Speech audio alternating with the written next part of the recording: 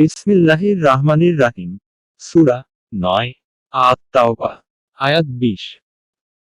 যারা ঈমান এনেছে ও হিজরত করেছে আর নিজেদের ধন ও প্রাণ দ্বারা আল্লাহর পথে জিহাদ করেছে তারা মর্যাদায় আল্লাহর কাছে অতি বড়, আর তারাই হচ্ছে পূর্ণ সফলকাম। আয়াতের তাফসীর।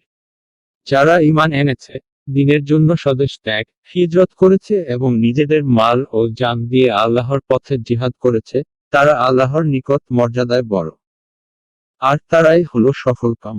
আয়াত ২১।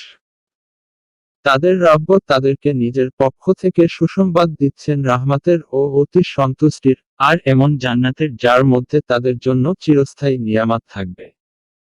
আয়াতের তাফসীর। তাদের প্রতিপালক তাদেরকে নিজ দয়া ও সন্তোষের এবং জান্নাতের সুসংবাদ দিচ্ছেন, যেখানে তাদের জন্য স্থায়ী সুখ সমৃদ্ধি রয়েছে। আয়াত ২২। ওর মধ্যে তারা অনন্তকাল থাকবে, নিঃসন্দেহে আল্লাহর নিকট রয়েছে শ্রেষ্ঠ পুরস্কার। আয়াতের তাফসীর। সেখানে তারা চিরস্থায়ী হবে। নিশ্চয় আল্লাহর নিকটে আছে মহাপ্রতিদান।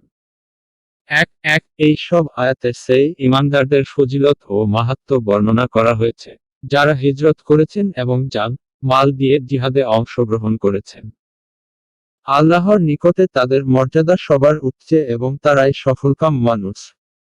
তারাই আল্লাহর রহমত ও তার সন্তুষ্টি এবং চিরস্থায়ী নিয়ামতের হকদার।